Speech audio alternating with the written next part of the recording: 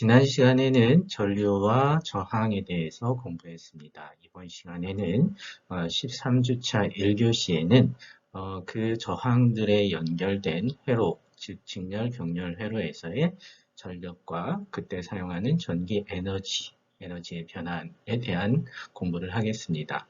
그리고 다음 목요일 2교시에는 자기장에 대한 공부를 하겠습니다. 자기장 단원이 이번 학기에 마지막 단원입니다. 이제 얼마 남지 않았는데 이제부터 여러분들은 아마도 그동안 못했다고 한다면 이제 기말고사 준비를 시작하겠죠.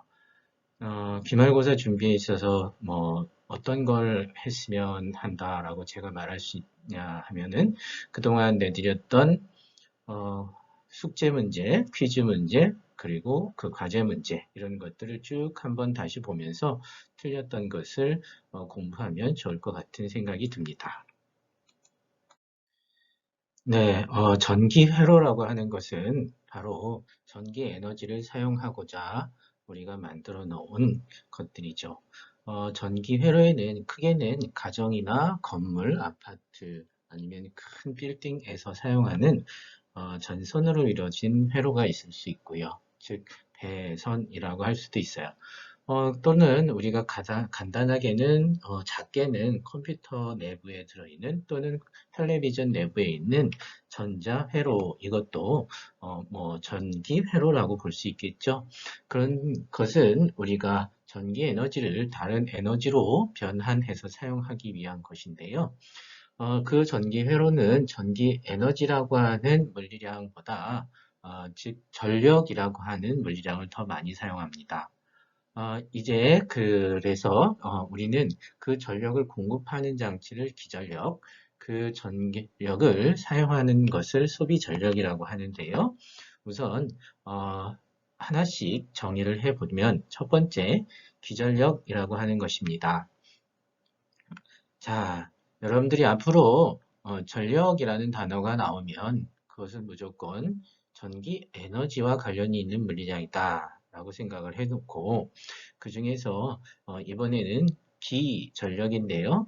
이거는 전력을 일으킨다 라고 생각을 해주면 되겠습니다. 그래서 기전력이라고 하는 것은 우리가 전기 에너지를 발생시키거나 생산하는 장치인 건전지라든지 발전기 등을 기전력 장치라고 할 수 있습니다.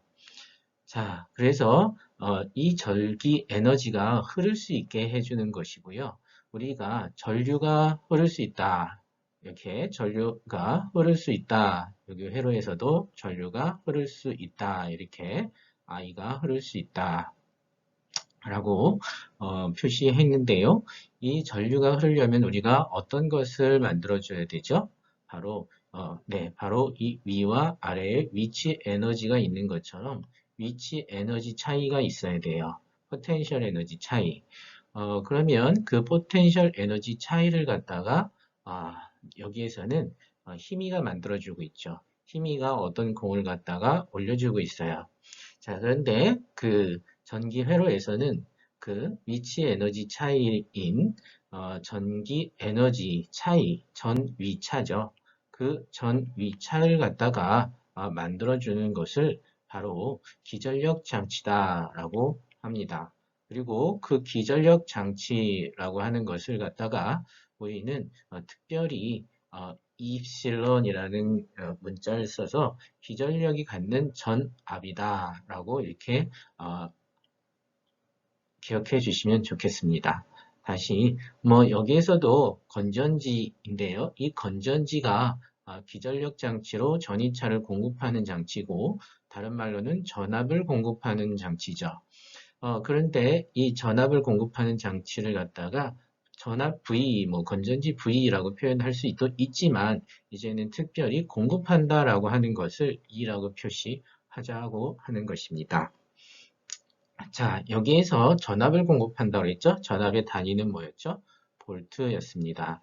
여기에서 전압의 단위는 볼트라고 했는데 그 전압은 차이를 말하는 것이고 우리가 이 전압은 전위차였고 그 전위차라고 하는 것은 전위를 공급해 준다 이렇게 해도 되겠죠.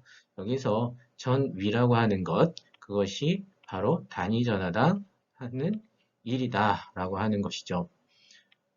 우리가 단위 전하당 에너지, 단위 전하당 1 이것을 전위라고 표현을 했고 이렇게 단위 전하당 에너지인 전압 또는 전위 이런 것들의 단위를 우리는 볼트라고 쓰는데 이 기전력 장치도 단위를 볼트라고 쓰게 되겠죠. 자, 다시 한번 기전력 장치는 뭐 하는 것이다? 네, 전위차 전압을 발생시키는 장치로서 전기 에너지를 공급하는 공급원이 된다.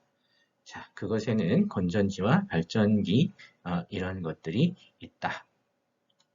두 번째, 전기 에너지와 관련된 물리량으로서 전력이라고 하는 것을 정의하겠습니다. 이번에는 전력 중에서도 기전력이 아니고 바로 소비 전력입니다. 건전지가 바로 전기 에너지를 갖다가 공급해 준다 해서 기전력이라고 표시를 한다고 했고 그때는 전위차인 전압을 공급해 준다라고 하면 기전압 이렇게 말하지 않고 전력이라고 말하는 이유는 이번 장에서 보여드리는 전력의 정의를 사용하기 때문에 그렇습니다. 이 전력 P라고 하는데요. 우리가 P라고 하는 물리량의 기호는 예전에 역학에서도 한 적이 있는데요. 한번 기억을 해보면 P는 T분의 W 이게 뭐예요? 시간은 이고 W는 일의 양이죠. 그래서 이것을 우리는 일률이라고 할 수 있습니다. 기억이 나나요? 그런데 소비 전력에서 바로 이 P라고 하는 것은 마찬가지로 무엇이냐 하면은 전기 에너지가 하는 일의 일률이다. 그래서 여기서는 전기 일률 이렇게 기억을 해 놓으셔도 좋겠습니다. 그래서 단위 시간 동안 하는 일 이렇게 쓰여 있는 것은 여기에다가 집어넣어도 되겠죠. 전기 에너지가 단위 시간 동안 하는 일의 양을 바로 일률 소비 전력이라고 합니다. 라고 하는 거죠. 즉, 이 소비 전력은 전기 에너지, 즉 전기가 가지고 있는 전기 포텐셜 에너지를 다른 에너지로 전환하여 사용한다. 그런 것들은 소비 전력을 가지고 있다라고 하는 것이죠. 그 첫 번째로 열선이 있다. 열을 나타낸다. 열을로 우리가 에너지를 전환한다라고 하는 거죠. 열선에 대표적으로 여러분들 매일 아침마다 사용하는 것이 바로 이런 전기 드라이기. 드라이기 안에 보면 코일 같은 것이 감겨 있고 거기가 빨개지죠. 그러면서 열이 많이 발생하는데 그것은 니크롬이라고 하는 니켈과 크롬의 합금 물질로 만들어지는 것이 대부분입니다. 두 번째로, 네, 빛 에너지로 전환하는 것들이 있죠. 과거에는 많이 썼지만 지금은 잘 쓰지 않는 이런 필라멘트형 전구가 에디슨이 개발한 최초의 전기 에너지를 빛 에너지로 변환시키는 장치였죠. 지금은 LED가 거의 모든 것을 대체하고 있고요. 자, 그 다음에 세 번째, 이런 에너지로만 할 수 있냐? 아니다. 네, 역학적 에너지로도 전환할 수 있다. 그것이 바로 전동기. 우리가 다른 말로 하면 뭐 이렇게 모터라고 하죠. 이런 것들로 우리는 전기 에너지를 사용하게 되는데 그때에 우리는 소비 전력이라는 단위, 물리량을 갖다가 쓰면서 어떤 게 에너지를 더 많이 사용할까 아니면 더 많은 일을 할까라고 얘기를 하죠. 소비 전력이 크다 그러면 에너지가 일을 많이 한다는 거죠. 전기 에너지의 효율이 좋다. 즉 전기 에너지가 많은 일을 할 수 있다라는 것이고요. 그 다음에 이런 소비 전력이라고 하는 것들을 갖다가 사용한다라고 했는데 이거는 어떤 시간 동안의 일의 양이잖아요. 총 사용한 전기 에너지의 양은 아니죠. 그러니까 소비 전력을 사용하게 되면 우리가 전기 에너지를 얼마나 잘 많이 쓸 수 있는지라고 하는 것보다는 전기 에너지를 얼마나 다른 에너지로 잘 변환하는지에 대한 효율성의 문제다. 그렇게 여러분들 기억해 두시기 바랍니다. 자, 그래서 이러한 소비 전력을 갖는 모든 전기구들을 우리는 대표적으로 그냥 이렇게 연결을 해서 뭐 저항이다라고 표시하는 경우가 많아요. 저항이 있어야만이 바로 다른 에너지로 전환이 되죠.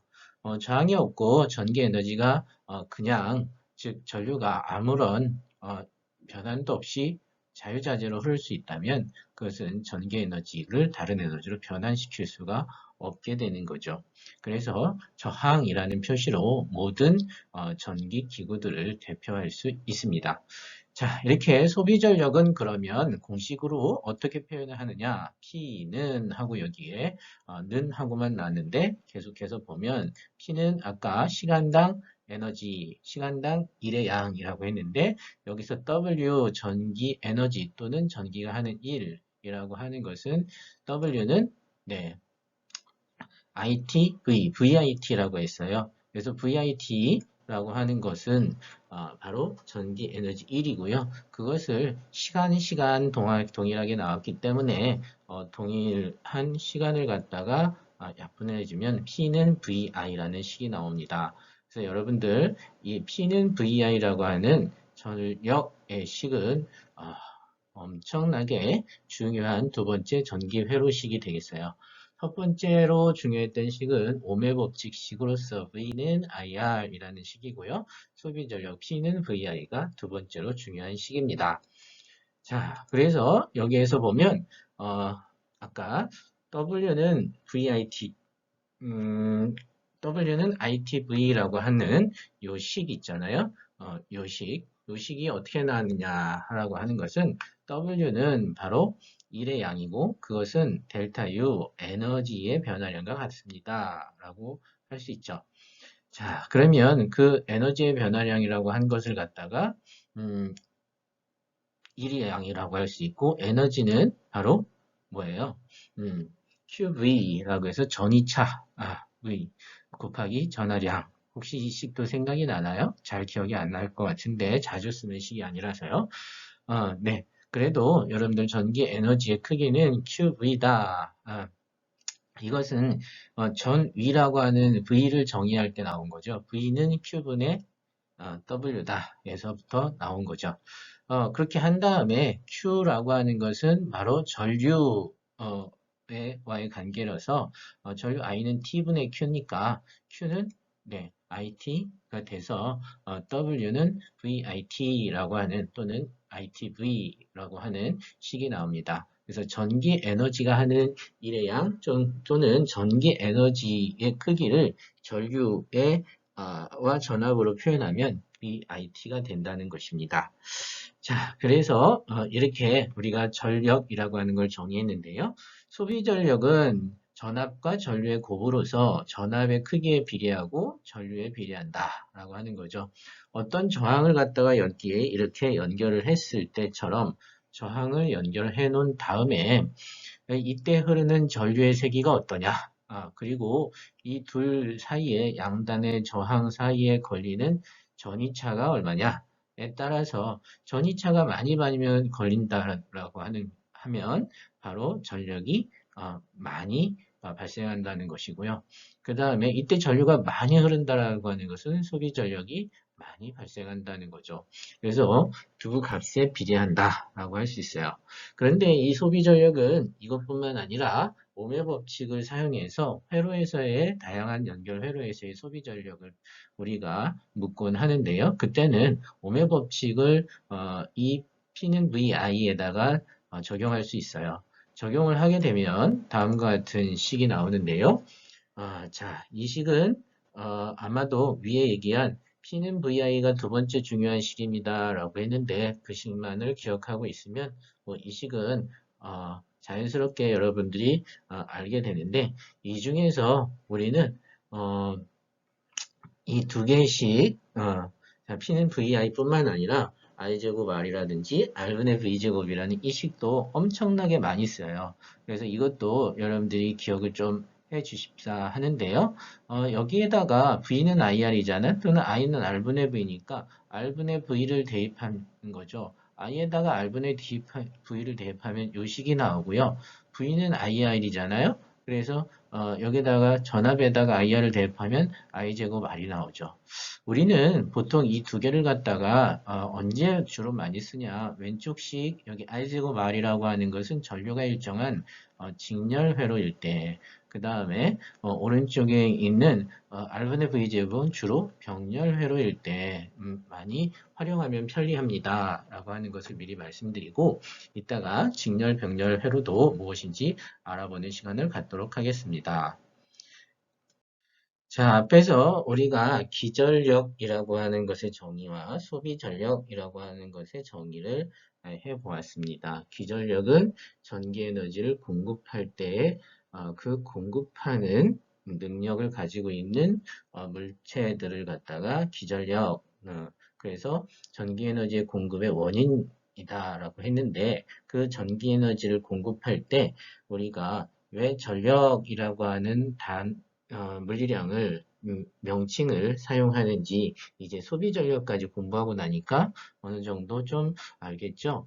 바로 사용하는 에너지와 공급하는 에너지가 우리는 같아야 되는 에너지 보존 법칙이 성립하는데요. 우리가 전기에너지의 사용을 갖다가 소비 전력이라는 개념을 쓰고 있어요. 그래서 전기에너지의 공급도 전기에너지 공급 또는 전압의 공급 이렇게 쓰지 않고 전력의 공급이다. 그래서 기전력이라는 말을 쓰는 거죠. 그러면 이 기전력과 소비전력의 관계는 전기에너지 보존이라고 했는데 우리가 그것을 다시 한번 확인해 보도록 합시다. 다음과 같은 회로는 아까부터 우리가 사용하고 있는 아주 제일 간단한 첫 번째 기전력 장치 하나, 즉 건전지 하나, 그 다음에 소비전력 장치 또 하나 이렇게 둘로 이루어진 아주 단순한 전기 회로죠. 그래서 기전력 장치에서는 전기 에너지를 어떻게 한다라고 했냐면은 전기 에너지를 네, 공급한다고 했어요. 공급, 여기에서는 전기 에너지를 공급하고요. 여기에서는 전기 에너지를 사용한다고 그랬어요. 그런데 공급과 사용을 갖다가 우리가 어떤 단위 시간 동안에서의 사용, 어떤 단위 시간 동안의 공급해서 단위 시간 동안 사용하는 것을 소비 전력이라고 했죠. 그리고 여기에서는 공급이라고 했는데 여기에서는 기전력이라고 했어요. 근데 기전력이라고 하는 것은 우리가 어떤 식으로 쓰냐면 기전력은 여기도 P라고 하는 전력이라고 하는 단위를 쓰면 좋겠지만 기전력 장치는 이름은 기전력이지만 단위는 전압이라고 하는 걸 씁니다. 네. 그러면 여기에서 에너지 보존을 다시 한번 확 성립하는지를 확인해 보려고 하는데요. 기전력 장치에서도 일을 하겠죠. 즉 기전력 장치에서는 바로 어떤 전하들에게 일을 해주어서 그 전하의 포텐셜 에너지가 증가하게끔 일을 할 거예요.